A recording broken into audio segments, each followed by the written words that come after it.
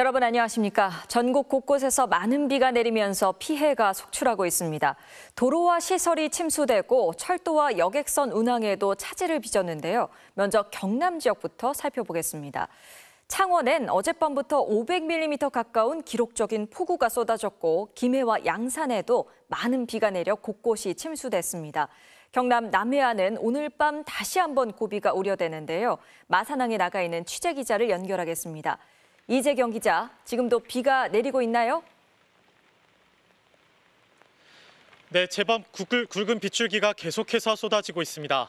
많은 비가 내리는 데다 해도 저물어 행인들의 모습은 보기 어렵고 비바람에 부러진 나뭇가지와 휩쓸려 내려온 쓰레기들이 가득 쌓여 있습니다. 오늘 하루 경남 전역에 호우특보가 발효된 가운데 곳곳에서 피해가 속출했습니다. 오늘 오전 만조와 호우가 겹치면서 마산항 인근 상가엔 빗물이 들어찼습니다. 이 때문에 상인들은 빗물을 퍼내느라 진땀을 흘려야 했습니다. 마산역 인근에선 하천 옹벽이 무너지면서 도로 시설물이 무너져 내렸습니다. 곳곳에서 도로 침수도 이어졌습니다. 1차로에 가득 찬 물을 피해 앞선 차량들이 차로를 바꾸던 순간 비어있던 1차로로 차량들이 빠른 속도로 지나가다 급하게 속도를 멈춥니다. 산에서 끝없이 흙탕물이 쏟아져 내리면서 도로 통행이 사실상 불가능해졌습니다. 이 때문에 인근에 위치한 창원터널은 오늘 낮 한때 김해 방향 통행이 제한되기도 했습니다. 김해 한 아파트에선 엘리베이터에서 구멍이 난 듯 빗물이 쏟아져 내리고 김해의 또 다른 아파트 앞 도로는 누런 흙탕물이 가득 차 강처럼 변했습니다. 진주 도심 도로 역시 승용차 바퀴가 잘 보이지 않을 만큼 물이 차올라 차량들이 아슬아슬 서행을 이어갑니다. 어제 오늘 경남엔 400mm의 많은 비가 내렸는데요. 특히 창원엔 지난 새벽 0시 20분부터 1시간 동안 104.9mm가 내려 1985년 이 지역 기상 관측이 시작된 이래 가장 강한 비로 기록됐습니다. 아직까지 확인된 인명피해는 없는 가운데 127세대 169명이 대피했고 침수 315건을 포함해 509건의 안전조치가 이뤄졌습니다. 열차 운행에도 차질이 생기면서 KTX는 동대구역에서 진주역 구간, SRT는 창원중앙역에서 진주역 구간 운행이 모두 중지됐습니다. 기상청은 오늘 밤까지 남부지방에 돌풍과 천둥번개를 동반한 시간당 30에서 50mm의 매우 강한 비가 지속될 것으로 내다봤는데요. 어제부터 이미 많은 비가 내린 데다 밤 11시쯤엔 만조 시각까지 겹쳐 추가 침수 피해가 우려되고 있습니다. 창원 마산항에서 MBC 뉴스 이재경입니다. 네, 다음은 부산 지역의 피해 상황 살펴보겠습니다. 부산에서는 오늘 하루에만 300mm 이상 물폭탄이 쏟아져 피해가 속출했는데요. 주택과 도로 곳곳이 물에 잠기고 하수구가 역류하면서 말 그대로 물바다로 변했고 도로 한복판에 대형 땅꺼짐이 발생하기도 했습니다. 이승엽 기자가 보도합니다. 도로에 들어찬 빗물이 폭포수처럼 계단으로 흘러내립니다. 왕복 6차선 도로는 물바다로 변했고 하수구에서 역류한 빗물이 도로로 쏟아집니다. 우와! 우와! 주택가 역시 물에 잠긴 건 마찬가지입니다. 배수 펌프를 이용해 연신 물을 빼내보지만 계속 퍼부는 비에 별 소용이 없습니다. 집 안까지 들이닥친 빗물 탓에 벽면까지 모두 젖었습니다. 30몇 년이 넘었는데 집 안까지 들어오는 건 처음이에요. 그전에는 요 밖에까지는 물이 들어왔었어요. 오전 9시쯤엔 대형 땅꺼짐 현상이 발생해 배수 지원을 나온 소방본부 배수 차량을 포함 트럭 2대가 빠지기도 했습니다. 부산에 내린 폭우로 인해 발생한 2개의 대형 싱크홀로 인해 양방향 도로는 이처럼 모두 통제되고 있습니다. 소방대원 3명과 화물차 운전자 등 4명은 다행히 가벼운 부상만 입었습니다. 빗물을 좀 치우고 조금 하니까 소리가 조금 나더라고, 바깥에서. 보니까 막 땅꺼짐이. 호우 경보가 내려진 부산에는 오늘 하루에만 300mm 이상의 강한 비가 쏟아지면서 200여 건의 피해 신고가 접수됐습니다. 금정구와 동래구에는 산사태 경보가 발령됐고 강서구를 지나는 하천인 조만강 주변 저지대로 강물이 일부 범람하면서 인근 지역 주민들에게 대피 권고가 내려지기도 했습니다. 기상청은 앞으로 부산 지역에 30에서 100mm, 많은 곳은 150mm의 매우 강한 비가 내릴 것으로 내다봤습니다. MBC 뉴스 이승엽입니다. 충남에선 마을로 향하는 교량이 끊겨 주민 50여 명이 고립됐고 곳곳에서 KTX 열차 운행이 중단됐습니다. 행정안전부는 중앙재난안전대책본부를 2단계로 격상하고 호우위기 경보 수준도 주의에서 경계 단계로 올려 대응에 나섰습니다. 계속해서 송정은 기자가 전해드립니다.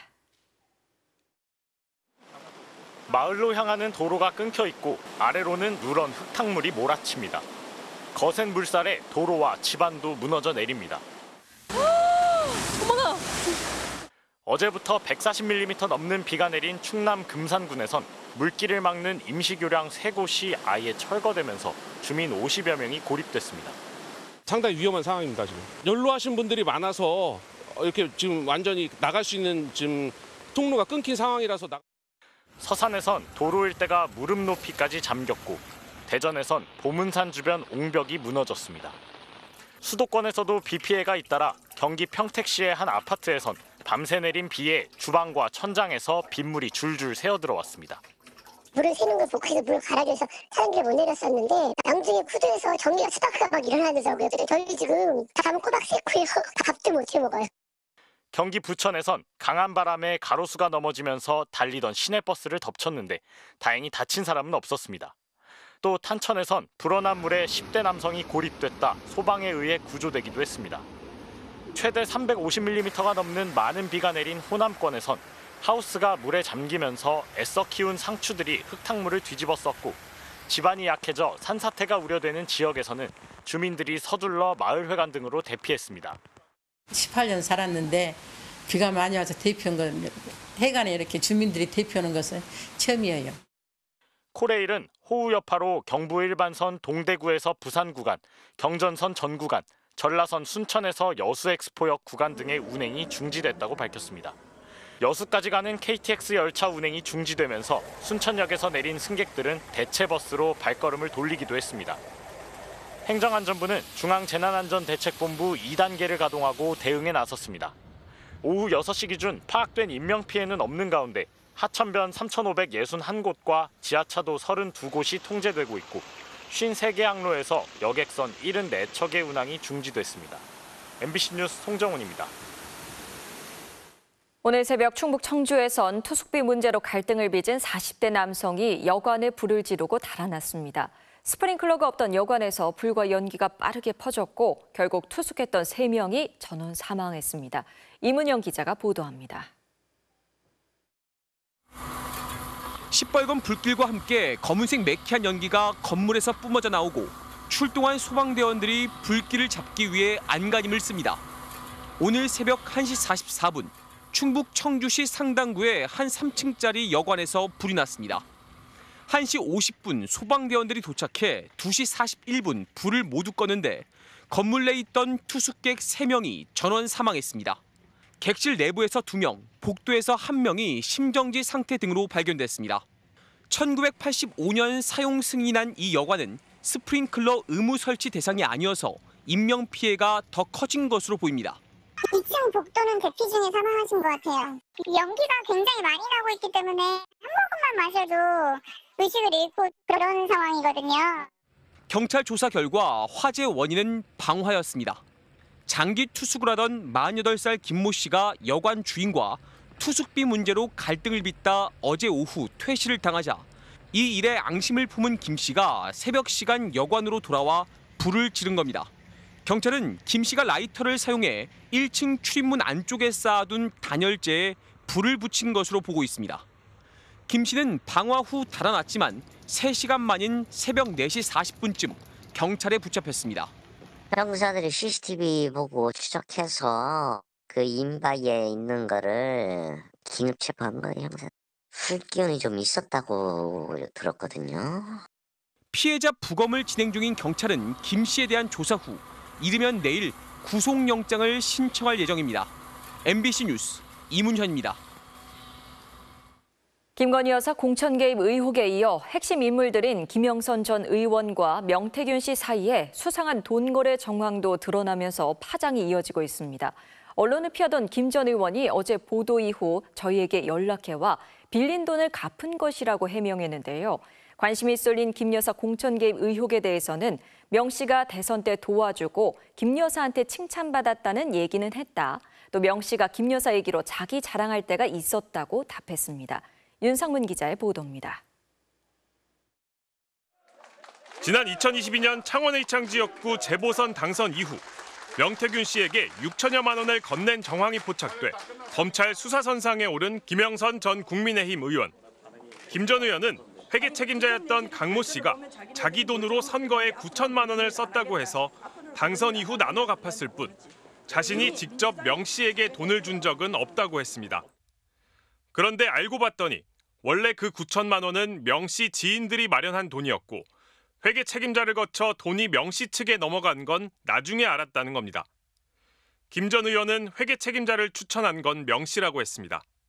명태균의 추천을 받은 거는 맞는데 명태균 때문에 알게 됐고.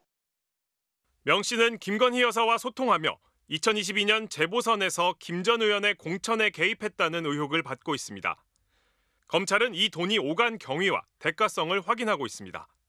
명 씨는 자신의 페이스북에 빌려준 돈을 받는 게 문제가 되냐고 적었습니다. 누구한테 왜 빌려준 거냐 물었더니 김 전 의원에게 물어보라고 문자 메시지로 답했습니다. 김 전 의원은 김 여사 공천 개입 의혹에 대해서는 이렇게 답했습니다. 김건희 여사로부터 어떤 얘기를 들었다더라. 이런 얘기를 명태균한테 들으신 적 있죠? 대선 때 자기가 도왔다고 얘기를 하고 뭐 칭찬받았다 이런 얘기는 하는데 그거는 그 사람이 하는 얘기이기 때문에 그냥 그런가 보다 하지. 아니 근데 김건희 여사를 언급한 얘기를 들으신 적 없으세요? 명태균으로부터? 자기 자랑하는 때가 있었죠. 하지만 자신은 김 여사와 오간 텔레그램 메시지는 없다고 했습니다. 또 이번 총선에서는 이른바 윤핵관 의원들이 짠 판 때문에 자신이 공천에서 배제됐다고 불만을 터뜨렸습니다. 김 전 의원은 이후 추가 질문에는 답하지 않았습니다. MBC 뉴스 윤상문입니다. 김영선 전 국민의힘 의원이 지난 4월 총선을 앞두고 김건희 여사 공천 개입 의혹을 폭로하겠다며 국민의힘 공천관리위원회를 압박했다는 추가 의혹 보도가 나오자 여야는 공방을 이어갔습니다. 더불어민주당은 영부인의 공천 개입이라는 사상 최악의 국정농단을 국민의힘은 알면서 덮은 거냐라며 한동훈 대표도 공범과 다름없다고 주장했습니다. 반면 국민의힘은 한동훈 비대위 체제에서 원칙대로 김영선 전 의원을 공천에서 배제했고 공천을 둘러싼 논란 자체가 있을 수 없는 상황이었다고 반박했습니다. 지난주 레바논 전역에서 무선 호출기와 무전기 등을 통한 동시다발적 폭발 공격을 자행한 이스라엘이 지난밤 레바논 수도 베이루트에 대한 공습으로 헤즈볼라 최고위급 지휘관을 암살했습니다. 하마스를 대상으로 집중됐던 이스라엘의 군사행동이 이제 헤즈볼라 무력화를 목표로 전환됐다는 해석도 나오고 있습니다. 김희웅 기자입니다. 레바논 수도 베이루트에 대한 이스라엘의 공습으로 시내에 있는 아파트가 파괴됐습니다. 30명이 넘게 숨졌다고 레바논 당국이 밝혔습니다.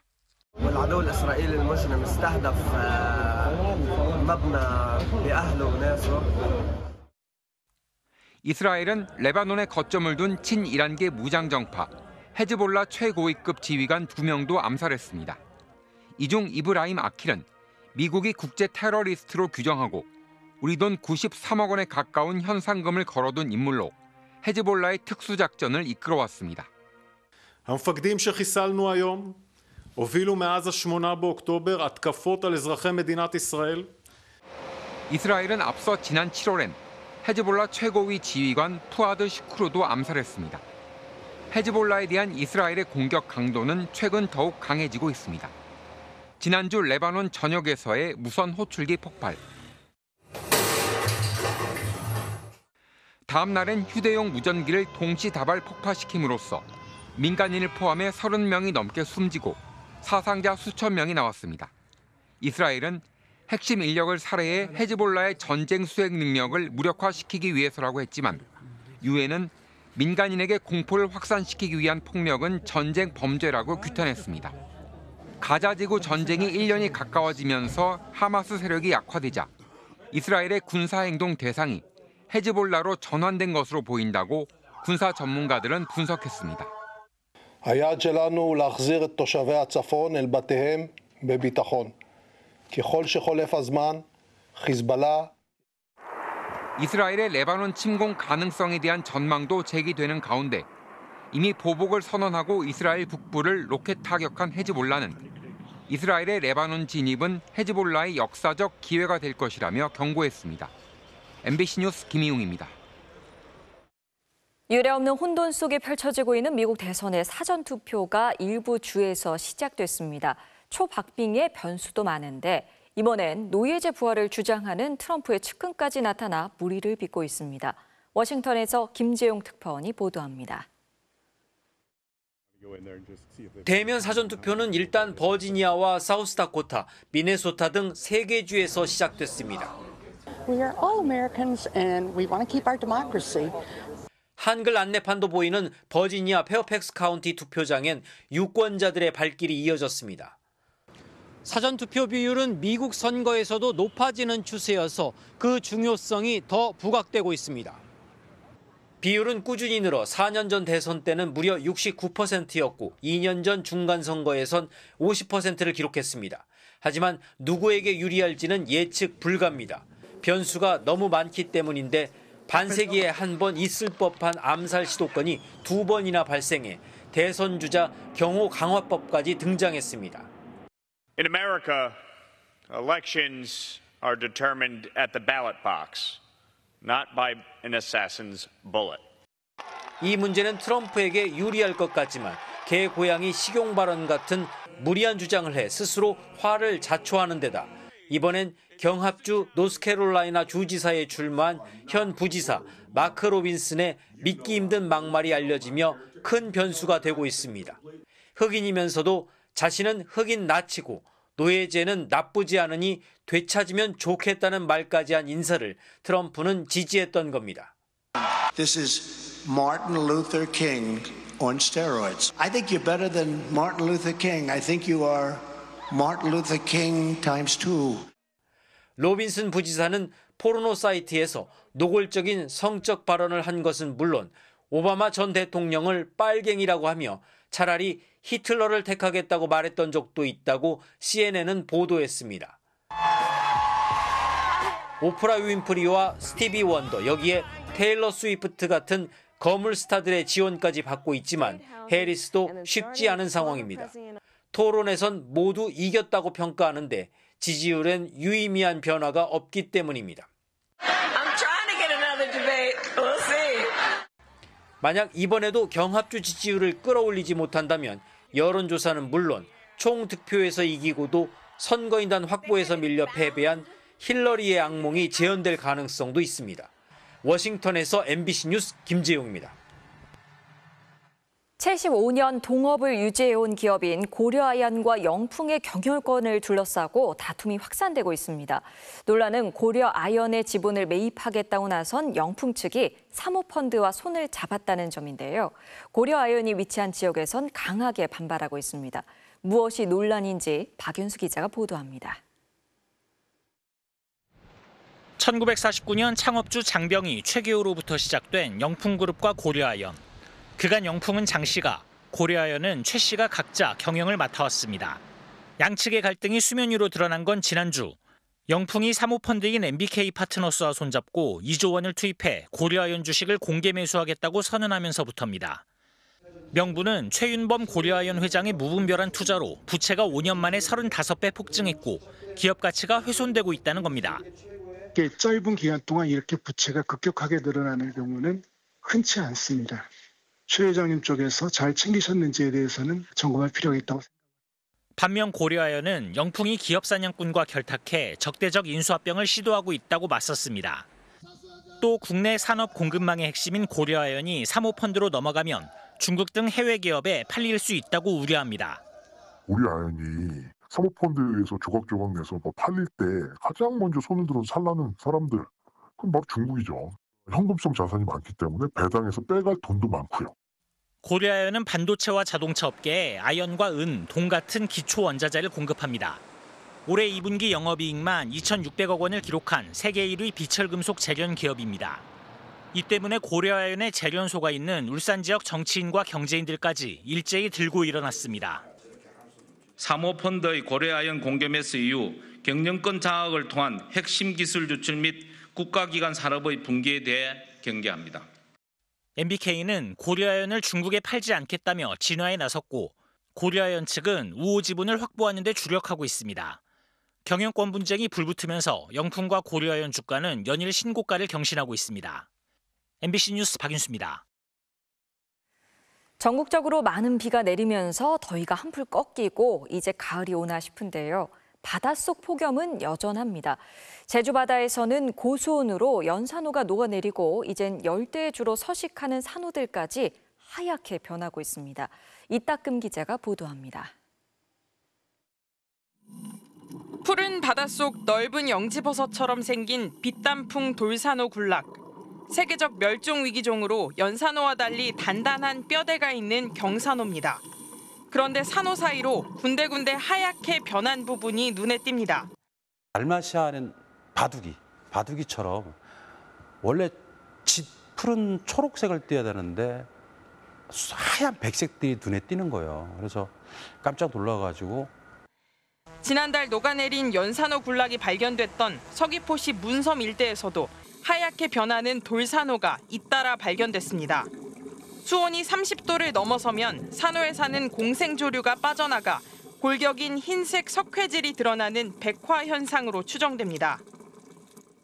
제주 바다는 2달째 끓어오르고 있습니다. 제주 앞바다 수온은 28도를 웃돌고 있는데 지난 7월 31일 이후 고수온 경보가 내려진 상태입니다. 2020년부터 올해까지 제주의 8월 평균 수온을 분석한 결과 올해 평균 수온이 27.8도로 가장 높았습니다. 올해 수온 상승의 원인은 지구온난화와 중국 양쯔강 범람으로 인한 저염분수 유입. 전문가들은 아열대와 열대바다에서도 사는 돌산호가 백화된 건 연산호 죽음보다도 더 심각한 상황이라고 지적합니다. 전반적인 해양 생태계 그리고 생물 다양성이 바뀔 수 있다.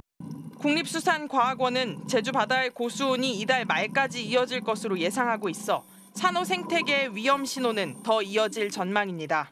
MBC 뉴스 이따금입니다. 기후변화 위기는 커지고 있습니다. 올해 여름은 어느 때보다 더운 여름이었고 추석 명절까지도 더위가 이어졌지요. 최근 부산과 광주에서는 기후변화와 인류의 위기를 경고하는 중요한 회의와 전시가 열렸습니다. 현이나 기후 전문 기자가 전해드립니다. 사상 초유의 추석 열대야와 9월 중순의 폭염 경보. 지금까지 한 번도 경험한 적 없는 극단적 폭염입니다. 기후변화의 직접적인 원인은 인간이 배출한 온실가스 때문이지만 더 깊은 곳을 봐야 합니다. 생태학자들은 인간은 지구의 주인이고 지구의 모든 것을 인간이 마음대로 해도 된다는 생각이 파국을 맞은 것이 기후변화라고 말합니다. 예술가들은 이런 파국을 가장 먼저 직감한 사람들입니다. 올해 30주년을 맞은 광주 비엔날레 전시장입니다. 무너져 내리는 천장과 도시의 쓰레기로 만들어진 대형 조각, 고철과 식물이 어우러진 정원은 바로 이런 상황을 표현하고 있습니다. You know, climate change changes the whole world, the whole universe of the artist, today. 세계적 전시 기획자인 부리오 총감독은 지금 인간과 자연의 관계를 이렇게 표현합니다. 음향 기기들이 적정 거리를 유지하지 않았을 때 나는 파괴적인 소음입니다. 적정 거리를 잃어 인간과 인간이 아닌 것 모두가 고통받는 공간. 지금 지구는 그런 공간이 됐다고 말합니다. Might be impossible to live in because of extreme heat and or the rise of the oceans. Our space is completely recomposing at the moment. 예술의 임무 중 하나는 달라진 공간에 대한 이해를 제공하는 거라고 말합니다. 인류세, 인간에 의해 달라진 공간과 세계를 표현하기 위해 제시된 지질학적 시대 구분입니다. 지난 8월 세계 지질과학 총회가 열렸던 부산은 어쩌면 역사적인 도시가 될 수도 있었습니다. 부산에서 이제 그거를 인류세를 인정을 하는 그런 선언식 같은 것을 하려고 했었죠. 표결 결과 12대 4로 인류세 선포는 부결됐습니다. 이번 결정으로 앞으로 10년간 인류세 선포는 힘들어졌습니다. 인류세는 죽은 걸까요? 지구와 인간의 상호관계에 관한 사고의 전환을 촉구하는 계기가 될 거기 때문에 아마도 계속 논의될 걸로 보이고 있습니다. 지구에서는 모두가 서로 연결돼 있고 인간은 지배하는 것이 아니라 어울려 사는 법을 배워야 한다는 것. 광주 비엔날레와 인류세가 전하는 메시지입니다. MBC 뉴스 현인아입니다. 미국 캘리포니아주가 사회 관계화 서비스 SNS의 중독성으로부터 미성년자를 보호하기 위한 법을 만들었습니다. 오는 2027년부터 시행되는 이 법은 학기 중 하루 일정 시간 동안 SNS가 부모 동의 없이 미성년자에게 알림을 보내는 것을 금지하고 미성년자 계정은 기본 설정을 비공개하도록 규정했습니다. 앞서 뉴욕 주의회와 유타주도 SNS 규제 법안을 통과시키는 등 최근 미국에서는 SNS가 미성년자에게 미치는 부정적 영향을 차단하려는 입법 움직임이 이어지고 있습니다.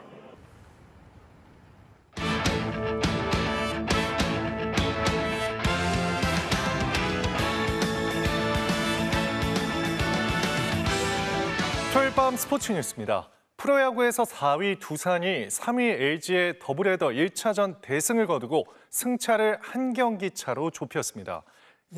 양석환 선수가 연타석 홈런을 터뜨리며 6타점을 쓸어 담았습니다. 송기성 기자가 보도합니다. 준 플레이오프 직행을 노리는 3위 LG와 4위 두산의 라이벌전. 더블헤더 1차전은 예상치 못한 변수로 시작됐습니다.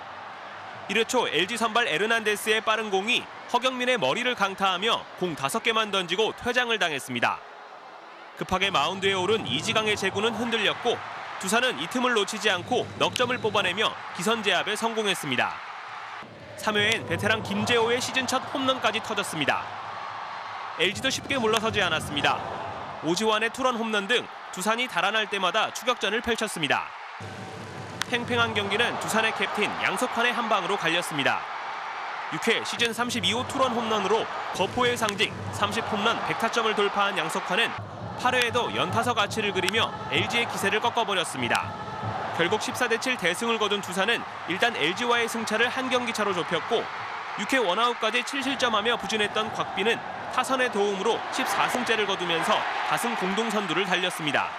제가 어려서부터 이제 프로에 와서 늘 꿈꿔왔던 기록이었는데 오늘 이렇게 달성할 수 있게 돼서 되게 기분 좋은 것 같습니다. 3위 해야죠. 여기까지 왔는데 무조건 3위 가야 됩니다. 현재 더블헤더 2차전이 진행 중인 가운데 두산이 승리하면 두 팀은 공동 3위가 되고 LG가 이기면 다시 2경기 차가 됩니다. 한편 6위 SSG는 5위 KT를 4대1로 꺾고 반경기 차로 따라붙으며 가을 야구에 대한 희망을 이어갔습니다. MBC 뉴스 송기성입니다. K리그에서 김천 상무가 수원FC를 대파하고 다시 선두 경쟁에 뛰어들었습니다. 수원FC는 손준호 파문 이후 연패를 당했습니다.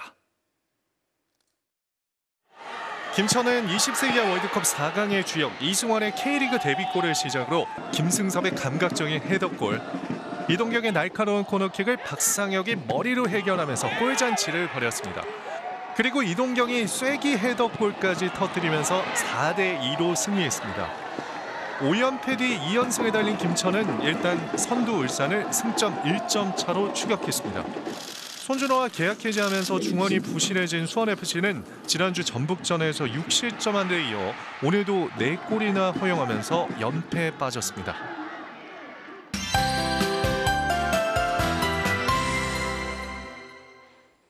네, 현재 남부지방은 이번 비바람의 최대 고비를 지나고 있습니다. 레이더에서 붉게 보이는 거제 등지에 시간당 60mm 안팎씩 퍼붓고 있고요. 바람도 매우 강하게 불고 있습니다. 현재 기상특보도 경상도 지방을 중심으로 호우경보와 주의보가 남아 있습니다. 한편 어제부터 지금까지 창원 지역에는 486mm, 부산에도 380mm의 강우량이 기록되고 있는데요. 이는 9월 관측사상 1강우량 최대치를 기록하고 있는 겁니다. 오늘 늦은 밤까지 경남 지방을 중심으로 추가 폭우가 우려돼 피해 없도록 조심하셔야겠습니다. 휴일인 내일은 동해안과 제주도를 중심으로 최대 60mm가량의 비가 더 오겠고 오후에 충청과 남부 내륙에서는 소나기가 오는 곳이 있겠습니다. 또 해안 지방을 중심으로는 순간 시속 최대 70km 안팎의 강풍이 우려되고 있고요. 폭풍 해일도 우려되는 만큼 해안가 접근을 자제하셔야겠습니다. 한편 9월 폭우에 이례적인 늦더위는 한풀 꺾였습니다. 서울은 일찌감치 먹구름이 물러가고 낮 동안 강한 바람이 불었고요. 낮 최고 기온이 21.9도로 평년 수준을 3도가량 밑돌았는데요. 절기 초분인 내일도 전국의 아침 기온이 18도 안팎으로 선선하겠습니다. 낮 기온도 대부분 25도 안팎을 보이겠습니다. 다음 주에는 전국 하늘에서 청명한 가을 하늘을 볼 수 있겠고요. 폭염 수준의 낮더위도 심하지 않을 전망입니다. 날씨였습니다. 네, 밤사이 비 피해가 없도록 유의하셔야겠습니다. 토요일 뉴스데스크 마칩니다. 함께해 주신 여러분 고맙습니다.